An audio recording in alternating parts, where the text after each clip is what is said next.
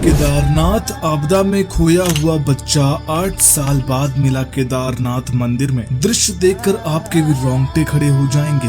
ये घटना है साल 2013 की, जब केदारनाथ में बाढ़ आई थी और उस बाढ़ में लाखों लोगों ने अपनी जान गंवाई थी और कई लोगों ने अपने करीबियों को खोया था। और ऐसे ही एक बच्चे की कहानी हम आज आपको सुनाने वाले हैं, जिसने बहुत ही छोटी उम्र में अपने पूरे परिवार को खो दिया था। तो आगे बढ़ने से पहले कमेंट बॉक्स में हर हर महादेव जरूर लिखें और चैनल को सब्सक्राइब करना ना भूलें। विराज अपनी पत्नी और 4 साल के बच्चे के साथ केदारनाथ के दर्शन करने के लिए आया था। विराज और उसकी पत्नी ने सोचा भी नहीं था कि ये सफर उनकी जिंदगी का सबसे दर्दनाक सफर होने वाला है। वो लोग बस में होते हैं। बस बुरी तरह मंदाकिनी नदी के ऊपर वाली पुलिया में फंस जाती है। बस में बैठे सभी लोग बहुत डर जाते हैं। किसी को कुछ समझ नहीं आता कि वो इस मुसीबत से कैसे बचें। पुलिया पानी के बहाव की वजह से धीरे धीरे हिलने लगती है। विराज अपने बेटे को और तेज पकड़ लेता है। पुलिया टूट जाती है और बस नदी में गिर जाती है। विराज जैसे तैसे अपने बच्चे और पत्नी को पानी से निकाल कर किनारे पर लाने की कोशिश करता है, पर वो और उसकी पत्नी तो बाहर निकल जाते हैं, परंतु उसका बच्चा वो किनारे तक नहीं आ पाता। विराज के हाथों से वो बीच में ही कहीं छूट जाता है। जब सुरक्षा कर्मी आते हैं और सभी को बाहर निकालते हैं, तब बहुत से लोग घायल और मृत पाए जाते हैं। विराज को भी ऐसा लगता है कि उसने अपने बेटे को खो दिया है। वो उसके बेटे को बहुत ढूंढता है और वो कहीं नहीं मिलता।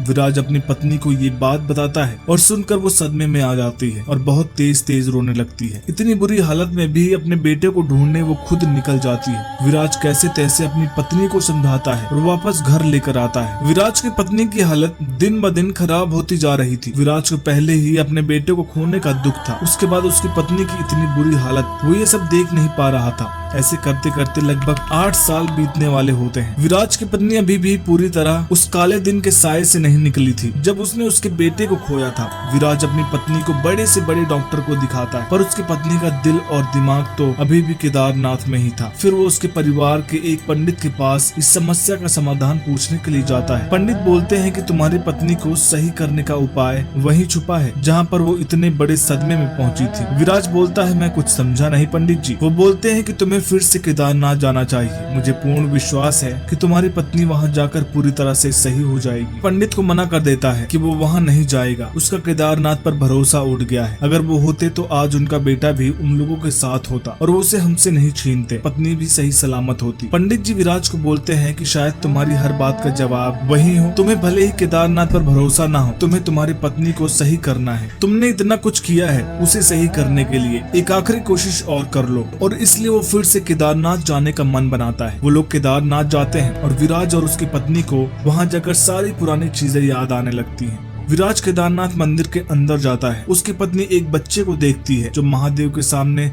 आराधना कर रहा होता है। उसका दिमागी संतुलन ठीक न होने की वजह से वो उसे अपना बच्चा समझने लगती है और उसे गले लगा लेती है। बच्चे से उसका पूरा नाम पूछती है। बच्चा बोलता है उसका नाम शुभ है, क्योंकि उसे उसके गुरु ने बताया है कि जब उसने उसको पहली बार देखा तब उसके गले में एक चेन थी जिसमें शुभ लिखा हुआ था। और फिर वो चैन दिखाता है। वो देख विराज चौंक जाता है कि उसके गले में वही चैन थी जो विराज ने उसके बेटे को पहनाई थी। फिर वो उसे उसके गुरु से मिलाने को बोलता है। बच्चा उन दोनों को अपने गुरु के पास ले जाता है। विराज उनसे पूछता है कि क्या ये बच्चा उनका है। गुरु मना कर देते हैं। गुरु बताते हैं कि करीबन 8 वर्ष पहले जब केदारनाथ में बाढ़ आई थी, उन्होंने उसे मंदाकिनी नदी के किनारे बेहोश देखा। मैंने देखा कि पहले तो बच्चे की सांसें बंद हो गई थी, मानो ये अब नहीं रहा। फिर अचानक से ये महादेव महादेव बोलने लगा। मैं समझ गया कि इस बच्चे पर महादेव का आशीर्वाद है। मैं इसे अपने घर ले गया। विराज उन्हें सारी बातें बताता है कि कैसे उन्होंने उसके बच्चे को खोया था। गुरु से उसका बच्चा फिर से लौटा देता है। जैसे विराज उसकी पत्नी को ये सारी बातें बताने जाता है, वो देखता है कि उसकी पत्नी पहले से ही बहुत स्वस्थ दिख रही है। शुभ भी उसे अपने माँ के जैसे प्यार कर रहा था। महादेव का ये चमत्कार देखने के बाद विराज केदारनाथ से माफी मांगता है। उससे अनजाने में आकर उन्हें जो भी कुछ बोला और उन्हें धन्यवाद देता है। केदारनाथ के चमत्कार के बारे में आपका क्या मानना है, अपनी राय कमेंट में जरूर बताइएगा। और वीडियो पसंद आए हो तो वीडियो को लाइक करिएगा, शेयर करिएगा और चैनल को सब्सक्राइब करके पास में बने बेल आइकन को जरूर प्रेस करिएगा। हर हर महादेव।